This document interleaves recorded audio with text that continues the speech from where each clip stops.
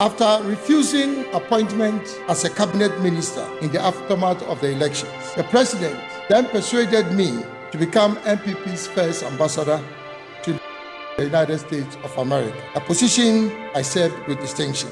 I wish to use this platform to announce that I'm honorably resigning with immediate effect.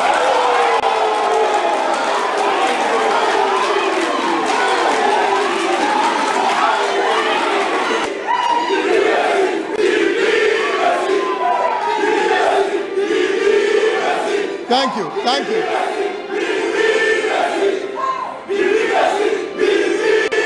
Thank you. Thank you very much.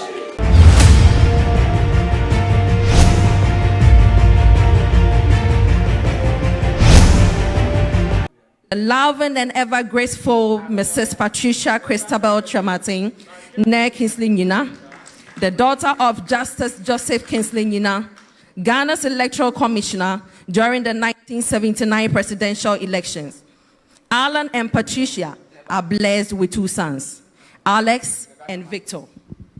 Ladies and gentlemen, we are presenting to you a man we, the youth in this country, consider as a generational thinker.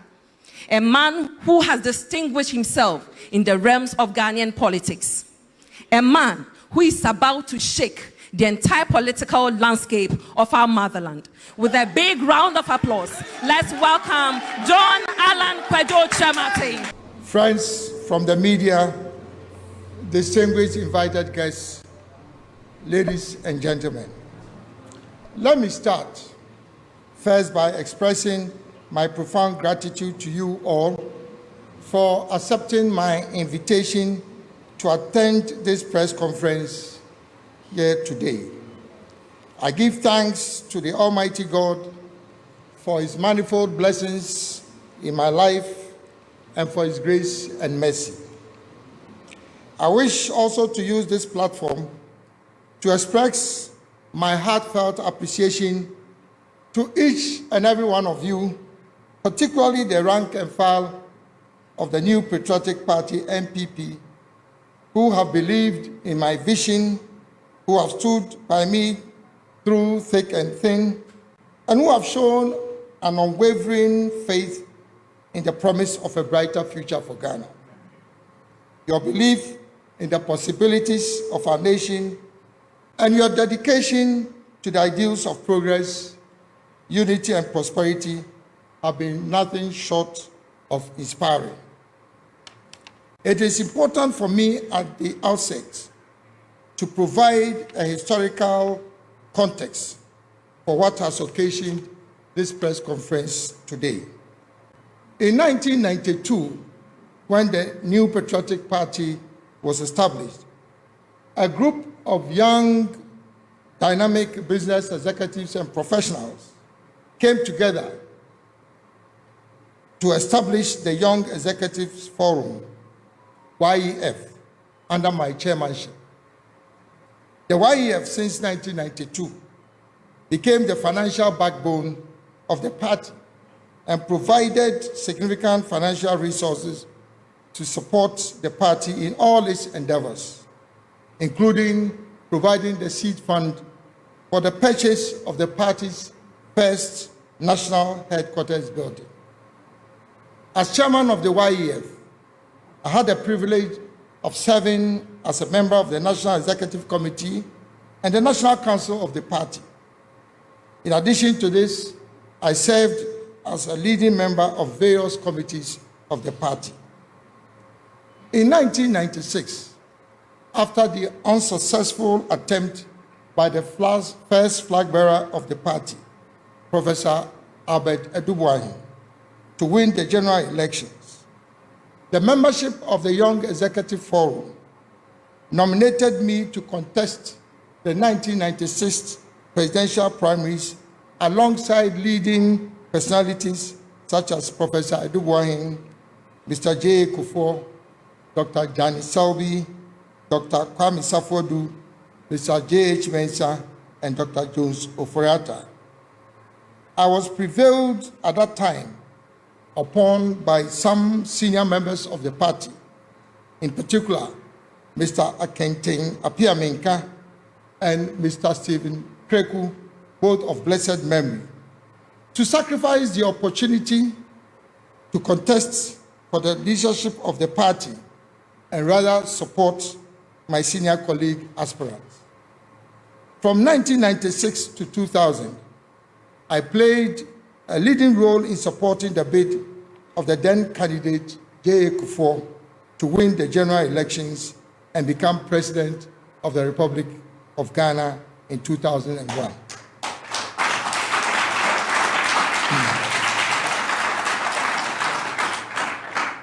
After refusing appointment as a cabinet minister in the aftermath of the elections, the president then persuaded me to become MPP's first ambassador to the United States of America, a position I served with distinction. I was subsequently appointed in 2003 as Minister for Trade and Industry and Presidential Special Initiatives to implement a new paradigm of economic development, which I had introduced in 2001 on the assumption of office by President Kufuor. Between 2003 and 2007, I led the government's program for enhancing private sector development and ushering a golden age of business in Ghana. In 2007, I joined a distinguished group of 17 presidential aspirants to contest in the presidential primaries of the MPP. In that election, under very strange circumstances, the electoral process was truncated on the day of the election on account of accusations leveled against me of influencing the course of the elections. This strategy was designed to create disfavor against me in an attempt to diminish my popularity and the massive support I enjoyed amongst the rank and file of the grassroots of the party. In spite of this unfortunate occurrence, however, when the votes were finally counted, Nana Addo Dankwa Akufo-Addo came first and I was the runner-up. According to the rules of the electoral process at that time, the two of us were programmed for a second-round ballot. It was in response to this development that I made my landmark declaration that to avoid a further deterioration of peace in an already divided party, I would make the supreme political sacrifice not to contest the runoff, but rather support my senior brother, Nana Addo Dankwa Akufo-Addo, to contest as the flag bearer for MPP. To contest as the flag bearer for MPP in the 2008 general elections. Despite the sacrifice I made to unite the party, as referred to above, there were very serious post-primary attacks on my supporters all over the country and an open show of hostility. Some of my supporters were victims of brutalities and continue to bear the scars of that treatment. I made several representations to the then leadership of the party, drawing the attention to the rancorous and divisive behavior of some elements in the party. Regrettably, however, my representations went unheeded. As a consequence, I gave notice of my decision to resign from the party in protest against orchestrated by elements aligned to the leadership of the party at that time. The protests and reactions from the rank and file of the party at that time from all over the country compelled the then chairman of the party to constitute a reconciliation committee chaired by the then immediate past chairman of the party, Ambassador Samuel Odoi Sykes. The committee upheld all my submissions and prevailed upon me to rescind my decision to resign, which I did, with a firm promise to address all the contentious issues I had raised in my notice of resignation.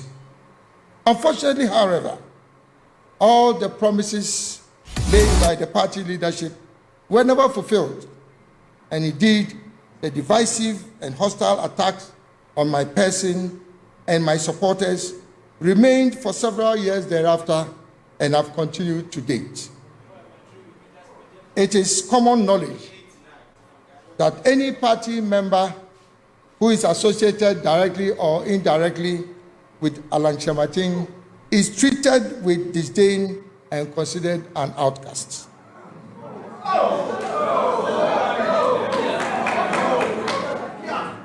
Fellow countrymen and women, I have endured all this resentment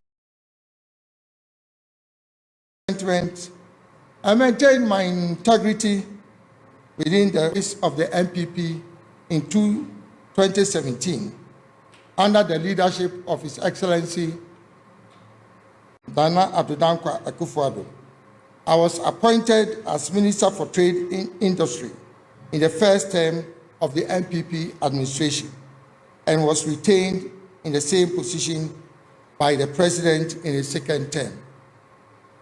During the past 6 years, I led the introduction and implementation of some of the most innovative and successful programs of the NPP, including the establishment of the One District, One Factory initiative, the establishment of the African Continental Free Trade Area (AFTA) with the headquarters of the Secretariat in Ghana, the development of new strategic anchor industries to diversify the economy in Ghana, including the automobile assembly and component manufacturing, the establishment of business resource centers and technology solution centers all over the country to provide comprehensive business development solutions to micro, small, and medium enterprises.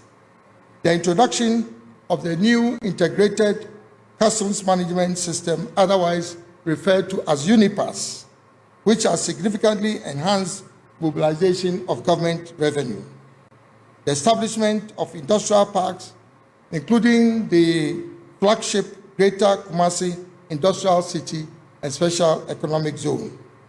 The development of a national export strategy with a target of achieving export revenue of $25 billion United States dollars by 2030. And last but not the least, the introduction of business regulatory reforms and public-private dialogue mechanisms to facilitate government's interaction with the private sector. In spite of the limited budget put at my disposal during my tenure as cabinet minister, I was able to deliver significant achievements for the government and my country. Fellow countrymen and women, I believe I have served my country and intend to continue to do so.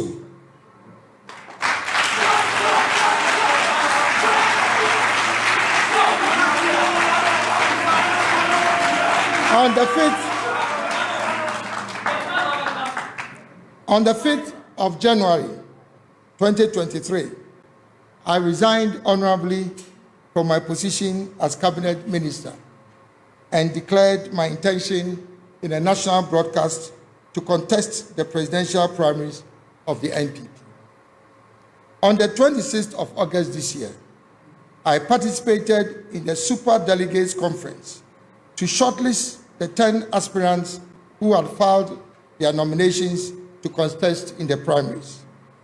I was selected as one of the 5 candidates to contest for the main presidential primaries scheduled for the 4th of November 2023. Fellow countrymen and women, after carefully analyzing the results of the Superdelegates Conference, I issued a press statement on the 6th of September this year, declaring my intention to exit the process leading to the presidential primaries. In the run-up to the Superdelegates Conference, the National Council of the party made some of the most controversial and contentious decisions in the history of our party. They rejected a petition signed by 9 out of the 10 aspirants requesting for the Superdelegates Conference to be held in one location, as well as to allow each delegate at the conference to nominate 5 persons instead of 1, in line with the provisions of our party's constitution. In my humble and considered opinion, the decisions of the National Council were both unmeritorious and unconstitutional. To make matters worse, it was absolutely clear, as I indicated in my press statement of the 6th of September this year, that the Superdelegates Conference was strategically and tactically skewed and maneuvered in favor of one particular aspirant.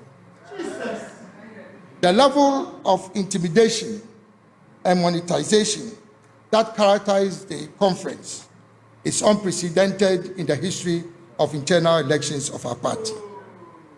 The subsequent decisions made by the National Council to vary the rules of procedure for the runoff arising from the Superdelegates Conference, in direct contravention of both the constitution of the party and the guidelines which had been issued by the Presidential Primaries Elections Committee, will go down in history as a travesty of justice, believing in its core values and the long-standing traditions of its antecedents, predicated on the principles of fairness, equity, probity, accountability, and transparency.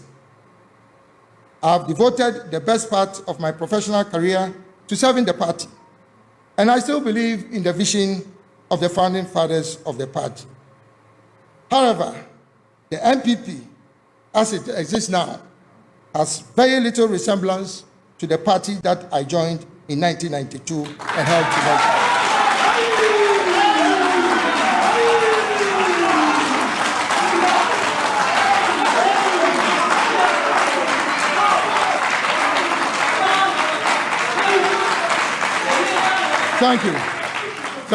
Thank you. The party has been hijacked by a selected group of party leaders and elders, government appointees, behind the curtain power brokers and some unscrupulous party apparatchiks.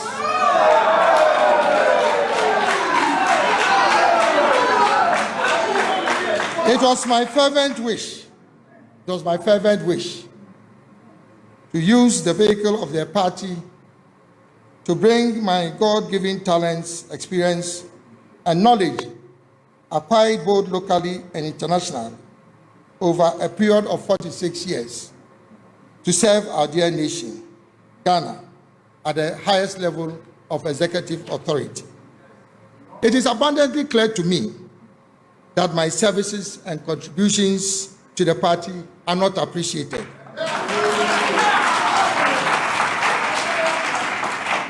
And that my continuous stay in the party will create further tension and divisions, which is an exact replay of the circumstances that led to my decision to resign from the party in 2008. Fellow countrymen and women, under the circumstances and given the context provided, I wish to use this platform to announce that I'm honorably resigning with immediate effect.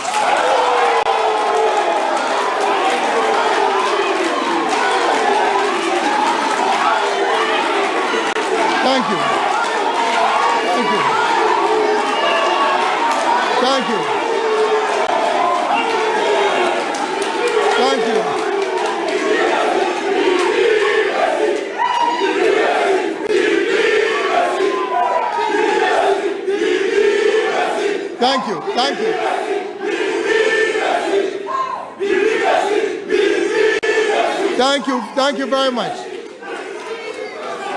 Thank you very much.